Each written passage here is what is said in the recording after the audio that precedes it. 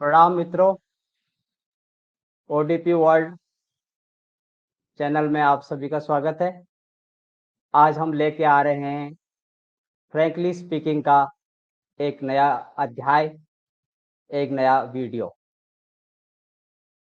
रोज की तरह frankly speaking में हम लेंगे कुछ चटपटे सवाल और जिनका उत्तर देंगे हमारे आज के अतिथि। तो हमारे आज के अतिथि हैं पहले स्वामी आत्मो प्रबोध। प्रणाम स्वामी जी। सभी मित्रों को प्रणाम। ओडीपी के माध्यम से ये प्रोग्राम में आने का मुझे न्योता मिला, इसके लिए मैं बहुत बहुत शुक्रगुजार हूँ। आपका बहुत बहुत स्वागत है स्वामी प्रबोध जी।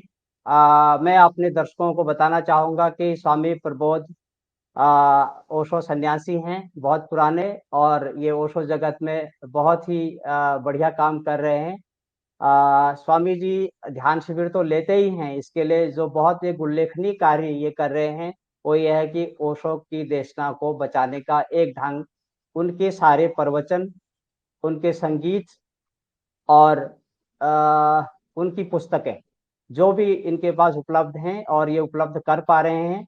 उन्होंने एक टेलीग्राम चैनल बनाया है जिसमें उनको सीक्वेंस से, क्रमवार ढंग से वहाँ रखा है, जो कि सभी सन्यासियों को उपलब्ध रहेगा। और वो उन्होंने ये इतना बड़ा कार्य कैसे किया, कब से कर रहे हैं और उनको इसमें क्या बाधाएं आई या नहीं आई, इसके बारे में वो आज हमसे चर्चा करेंगे। अब मैं लेता हूँ स्क्रीन पे हमारे दूसरे जो अतिथि हैं आज के, हमारे पैनलिस्ट हैं स्वामी आत्मबोध। सभी मित्रों को प्रणाम। प्रणाम स्वामी जी, आपका बहुत बहुत स्वागत है हमारे चैनल पे। स्वामी आत्मबोध अहमदाबाद से हैं और ये बहुत ही प्यारे सन्यासी हैं। इन्होंने सेव ओशो लेगेसी आंदोलन में बहुत अहम भूमिका निभाई है और अपने बारे में वो इसके बाद चंद शब्द कहेंगे और आज के कुछ प्रश्नों के उत्तर वो देंगे जो हमें इनसे पूछने हैं, खासतौर से सेव ओशो लेगेसी के संबंध में और ध्यान के संबंध में। और इसके बाद हमारे तीसरे अतिथि आज के इस पैनल पे हैं माँ बोधि नीरा। ओशो नमन स्वामी जी। प्रणाम माँ, आपका बहुत बहुत प्रणाम। स्वागत है ओडीपी वर्ल्ड चैनल के फ्रैंकली स्पीकिंग प्रोग्राम के इस नए अध्याय में। आपका बहुत बहुत स्वागत है। माँ बोधि नीरा शिविर संचालक हैं और इन्होंने शिविरों के अलावा और ये ओशो सेव ओशो लेगेसी आंदोलन में बहुत सक्रिय रूप से भाग ले रही हैं। और जो हमारा पिछला प्रोग्राम पूना में हुआ था 20-21-22 को, उसमें माँ बोधी वहाँ उपस्थित थी और उन्होंने बहुत सक्रिय भूमिका निभाई। आज उनके लिए हमारे पास बहुत सारे प्रश्न होंगे, कुछ उस आंदोलन को लेके और कुछ जो उनकी पर्सनल उनकी जर्नी है, उनकी यात्रा है और ध्यान शिविरों में किस तरह से वो अपना योगदान दे रही हैं। ये सब प्रश्नों का उत्तर हम उनसे जानना चाहेंगे। और इसके बाद में पहले स्वामी आत्मबोध जी से आता हूँ, वो अपना एक ब्रीफ इंट्रोडक्शन या अपना परिचय हमारे दर्शकों को दें और फिर मैं उन्हें प्रश्न पूछता हूँ। स्वामी जी। प्रणाम स्वामी जी, सभी दर्शकों को मेरा प्रणाम। मैं 1990 से ओशो का सन्यासी हूँ। 90 से मैं ओशो के संन्यास आंदोलन में जुड़ा। उनके बाद काफी मेरी जीवन में चढ़ाव उतार आई और रिटायरमेंट के बाद मैं ओशो के कार्य में सक्रियता से जुड़ गया हूँ। ओशो के लिए मैं संपूर्ण समर्पित हूँ। जो मेरी अंदर से प्रबल इच्छा है कि मैं ओशो के कार्य में सभी ओशो सन्यासियों को, सभी ओशो प्रेमियों को ओशो की जो अमृतवाणी है, ओशो के जो वीडियो है, ओशो की जो ई बुक्स है, ओशो ने जो ध्यान विद्या दी है, वो सबको मैं बांटूं उन सबके तक पहुंचाऊं, ये मेरी समग्र जीवन की एक उद्देश्य है। ओके स्वामी जी, बहुत बहुत बहुत शुक्रिया। तो एक संक्षिप्त परिचय स्वामी प्रबोध जी ने दिया। तो जैसा कि हमने बताया कि प्रबोध जी ने बहुत अच्छा कार्य किया है। ओशो के समस्त प्रवचनों का संकलन एक विधिवत ढंग से, समस्त किताबों का संकलन, और उसको उन्होंने अपने एक चैनल पे उन्होंने उनको अपलोड किया है, जो कि सन्यासियों के लिए उपलब्ध है।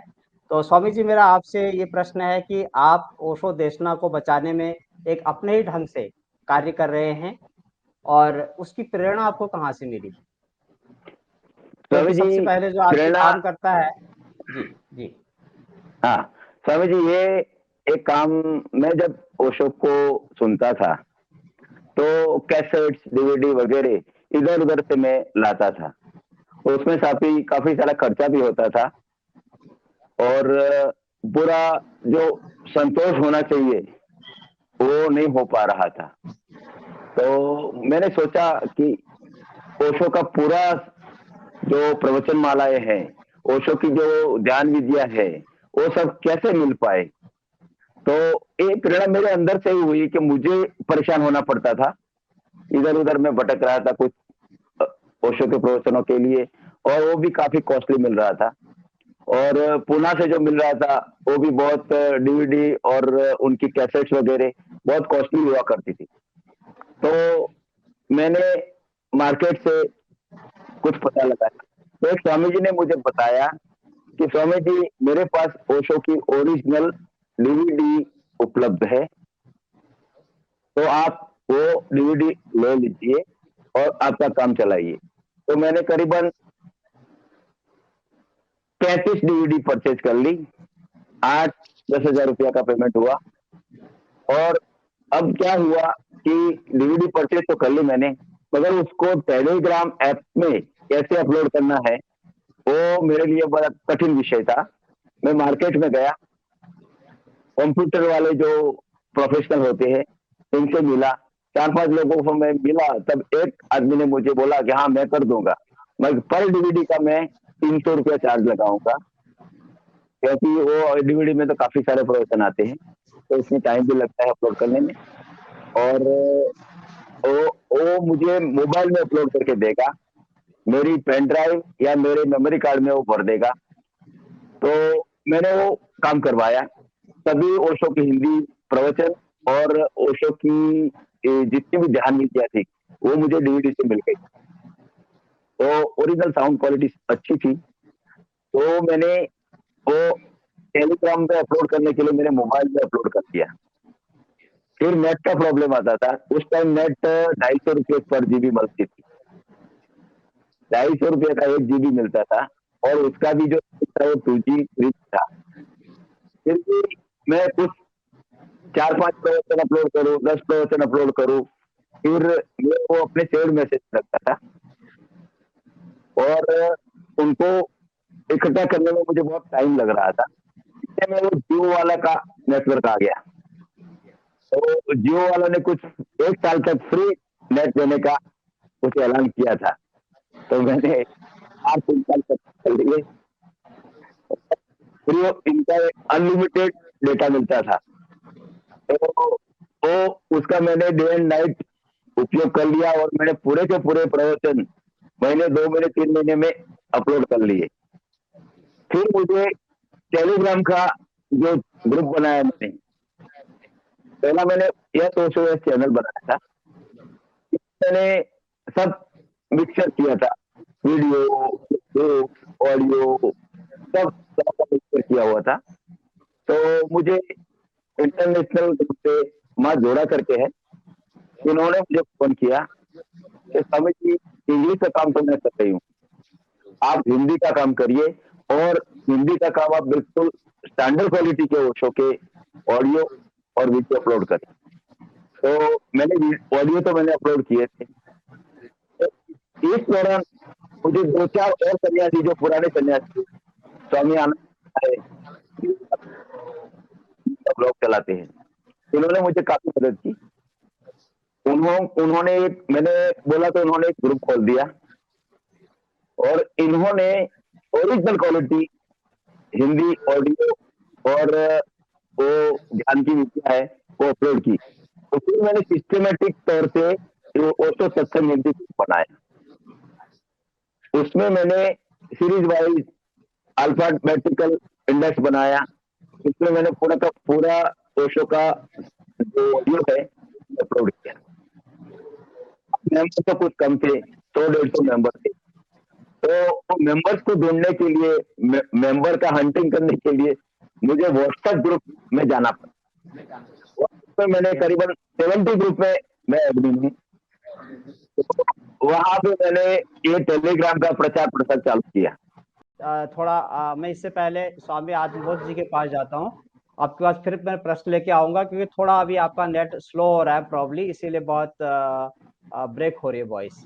तो स्वामी आत्मबोध जी, आपका एक छोटा सा परिचय तो मैंने दिया था, लेकिन वो बहुत कम है। मैं चाहता हूँ कि आप कुछ शब्दों में अपना एक परिचय दें और फिर मैं प्रश्न लेके आपके पास आता हूँ। जी भगवान, वही परिचय है, 2013 से जुड़े हैं भगवान के साथ। और बाकी आपने कहा वो ओशो लेगेसी वगैरह सब। जी जी स्वामी जी, चलिए बहुत अच्छा। जैसा कि आप देख ही रहे हैं, आत्मबोध जी बहुत कम बोलते हैं, लेकिन आज हमने उनको बोलने पर विवश किया है। स्वामी जी, आप जब ये आंदोलन, हमने जमीनी आंदोलन किया था 19, 20, 21, 22 को, 21 तक की हम बात करते हैं, तो आप ने बहुत सक्रिय रूप से उसमें योगदान दिया था, और आप हमारी मीटिंगों में शामिल हुए, और यही नहीं, आप गुजरात के कोऑर्डिनेटर भी थे, और आपने बहुत से लोगों को आप लेके आए। तो थोड़ा मुझे उस जर्नी के बारे में बताएं कि आप किस तरह से कोऑर्डिनेट कर पाए, और आप कितने लोगों को लेके आए थे, आपको अच्छा, क्या तो परेशानियां उसमें कैसे रही, क्या ये आपका सब सफर हुआ? रहा? हाँ, वो सिलसिला ईमेल से शुरू हुआ था ना। तब शुरू शुरू में लेगेसी करके ग्रुप शुरू हुआ था। तो उन दिनों मोक्सा और प्रेम वर्तन जी के द्वारा मुझे पता लगा कि भगवान की देशना को इस तरह से हो रहा है, और हमें कलेक्टर उसको क्या बोलते, कमिश्नर को लेटर लिखने हैं, और हाई कोर्ट जज को फॉरवर्ड करने हैं, प्रधानमंत्री को। तो ये सब चीजें हम लोगों ने हमारे आसपास के जो मतलब सन्यासी थे गुजरात के अंदर, जो जो भी ग्रुप थे, उस सब जगह से शुरू शुरू में हम लोगों ने ये ईमेलिंग करवाया था। ये घटना हाँ 2-3 बार हुई थी। ये ऐसा मतलब दौर पूरा होने के बाद शुरू हुआ था कलेक्टर को आवेदन पत्र देने का।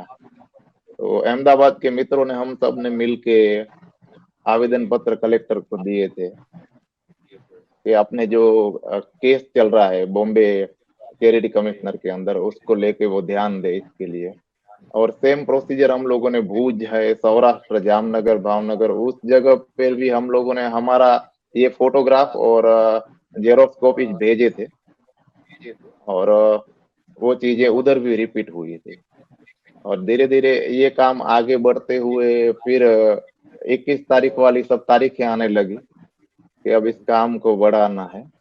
तो फिर गार्डन में मीटिंग करना शुरू किया था अहमदाबाद के अंदर, और सभी सन्यासियों को गार्डन में बुलाते थे। छोटा सा हाफ डे शिविर जैसा किया था, और सबको ये स्थितियों के बारे में अवगत कराते थे। बहुत पुराने सन्यासी थे जिन लोगों को पता नहीं था या फिर डाउट रहते थे, तो उन लोगों के डाउट क्लियर करते थे, और उनसे फिर हम लोगों ने हैंड रिटन लेटर लिखवाना शुरू किया था। जैसे पहले ईमेल किया था, फिर कलेक्टर जी को आवेदन पत्र दिया था, इसके बाद चैरिटी कमिश्नर के लिए हैंड रिटन लिखवाना शुरू किया था। और सेम ये हम लोग गुजरात में पोस्ट करते थे, तो सब जगह पे ये प्रोसीजर होती थी। ये पूरा होने के बाद शिविर का सिलसिला शुरू हुआ था 21 मार्च से पहले, कि हर एक व्यक्ति अपने उधर एक एक दो दो शिविर करे, और पर्टिकुलरली इसी चीज को समझाने के लिए। तो 1 डे शिविर किए थे, और उसमें हम अपने 21 मार्च के पूरे केस को समझाया करते थे। साथ ही साथ में गुजरात कवर करने के लिए जूम मीटिंग भी शुरू किए थे, जिसके अंदर मुझे अपने सौराष्ट्र से माँ लीजा का बहुत सुंदर सपोर्ट रहा। उन्होंने राजकोट, भावनगर, जामनगर, उनका जो माधवपुर सारा कवर कर दिया था मुझे। ऐसे कच्छ भुज का जो एरिया है वहाँ स्वामी धर्म अद्वैत जी, माँ प्रेम सुन्यो और प्रेम प्रकाश जी करके थे, तो उन्होंने संभाल लिया था।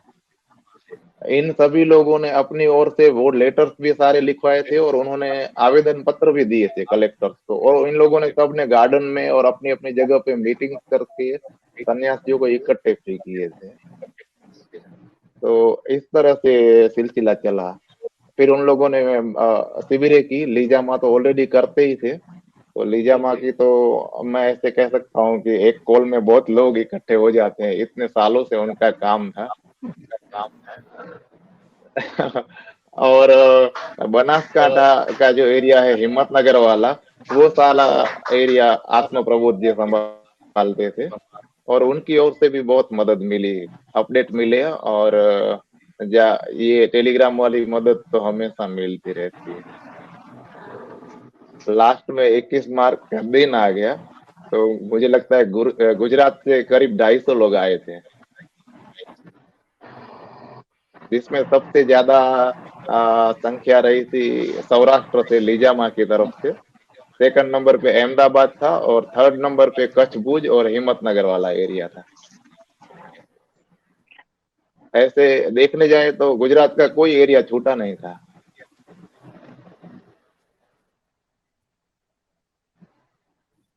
जी स्वामी जी, बस तो फिर बहुत आ बहुत गए, और धन्यवाद। बाकी तो फिर पता है, सब मिले। जी जी जी, मैं अगले प्रश्न पे आऊंगा आपके पास। आपने रियली बहुत मेहनत करी, और आप जैसे बता रहे हैं 250-300 लोग सिर्फ गुजरात से। और ऐसा कहा जाता है कि भगवान के टाइम में भी जब ओशो शरीर में थे तो सबसे ज्यादा सन्यासी गुजरात से थे उस टाइम, चाहे वो जी, कम्यून में हो या कम्यून में ना हो, और भगवान शायद उन्होंने गुजरात साइड एक में। बात कहना चाहता हूँ। जी। रियली ये कोऑर्डिनेशन का काम किया मैंने, और समय भी दिया, लेकिन जो काम हुआ है ना, वो इतनी सी मेहनत से नहीं होता है। इसके लिए मैंने जिन जिन अपने मित्रों का नाम लिया ना, वो पहले से ही अपना एरिया जमा के बैठे हुए थे, इसलिए पहली जूम मीटिंग होते ही काम अपने आप शुरू हो गया था। मेरा हौसला तुरंत बढ़ने लग गया था। तो मेरे लिए मैं ऐसा कह सकता हूँ, दूसरे स्टेट में क्या स्थिति होगी पता नहीं, पर गुजरात में मेरे लिए बहुत आसान था।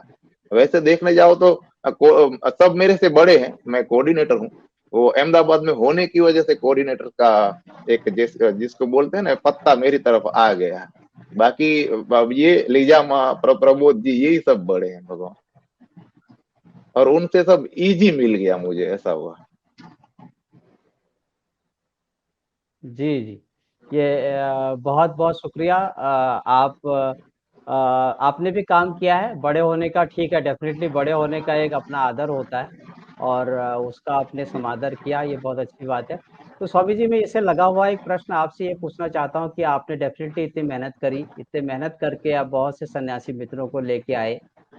जो आंदोलन हमारा हुआ 20, 21, 22 को, उसमें ये बात उठती है कि भाई कैसा हुआ, क्या हुआ, सफल हुआ, असफल हुआ।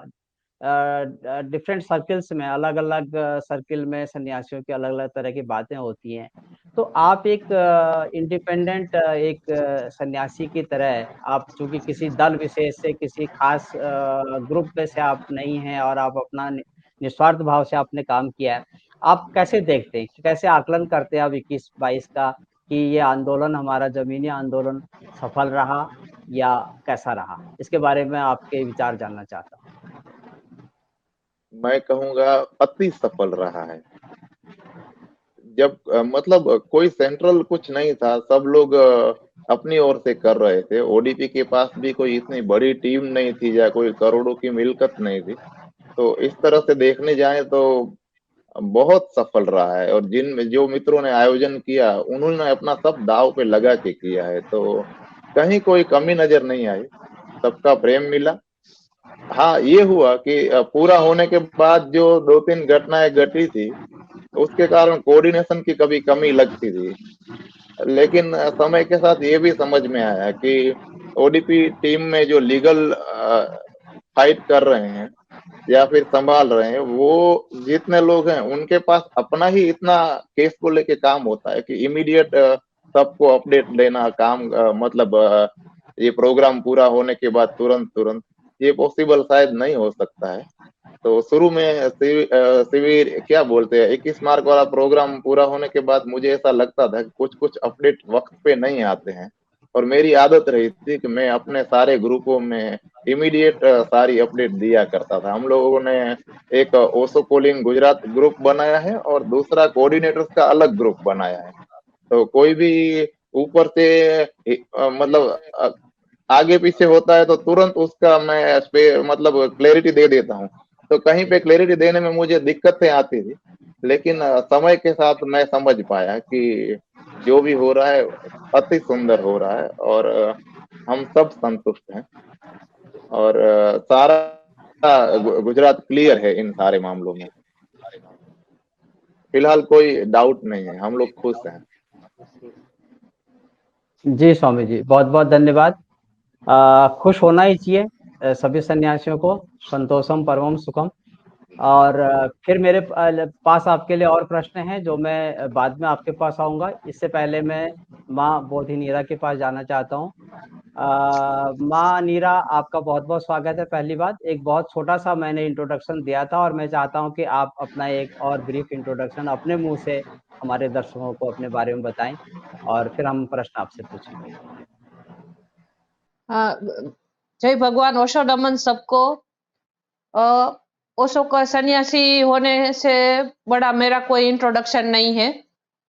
बस मैं अपने को धन्य भागी समझती हूँ कि गुरु ने मुझे 2000 की साल में दीक्षित किया था। मेरा सन्यास दीक्षा पूना कम्यून से ही हुआ है, और उसके बाद भी मेरा सौभाग्य रहा कि 2000 की साल से मैं एक ओशो के जो जीवंत प्रबुद्ध शिष्य है स्वामी ब्रह्म वेदांत भगवान की निश्रा में पिछले 21 साल से उसके ही आश्रम में रहने का सौभाग्य मिला।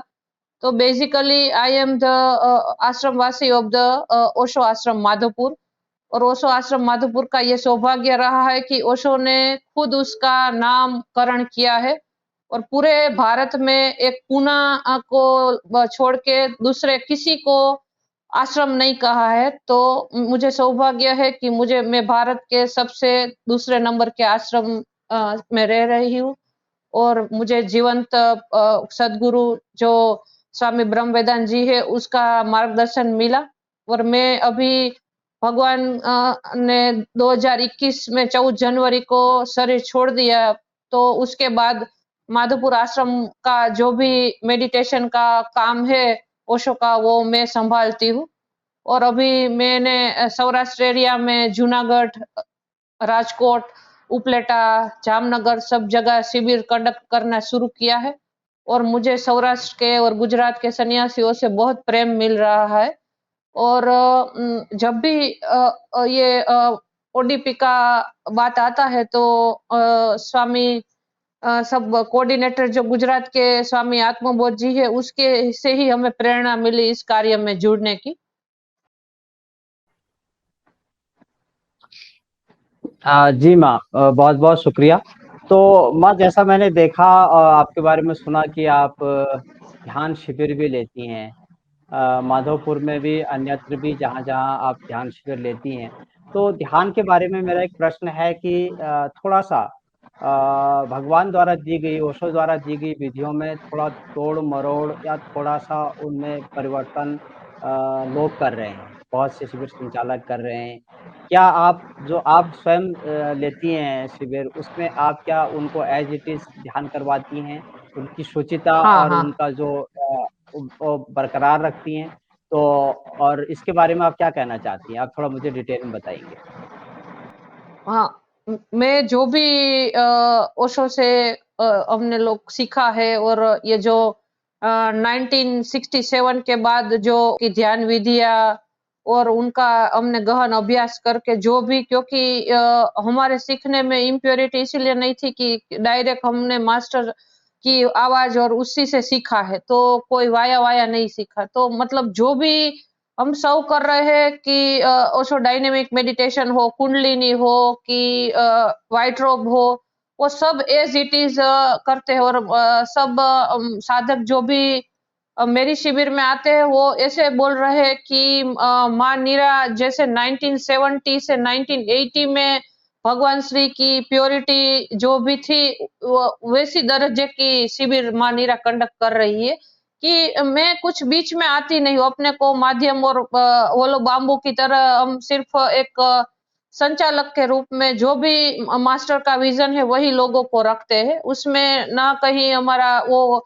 कुछ बीच में आता है कि जो भी टेक्निक है वो बहुत प्रेम से सबको करवाते हैं। और आजकल थोड़ा ये जो ओशो की देशना में थोड़ी इम्प्योरिटीज होना शुरू हुआ है, तो उनसे शिविर संचालकों को एक अवेयर रहना चाहिए कि जो भी नए मित्र जुड़ रहे हैं, हमें सिर्फ ओशो के मैसेंजर के रूप में काम करना है, ना कि लोगों के बीच गुरुडम बन के आ जाना है।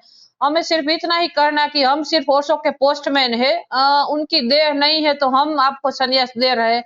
हम आप सीधा ओशो से कनेक्ट हो, ना कि कोई शिविर संचालकों से। और जो भी ध्यान की विधि है वो भी प्योर फॉर्म में सभी ऑनलाइन सभी वेबसाइट पर अवेलेबल है भी, तो भी उसमें भी करप्ट होने का कोई उपाय नहीं है।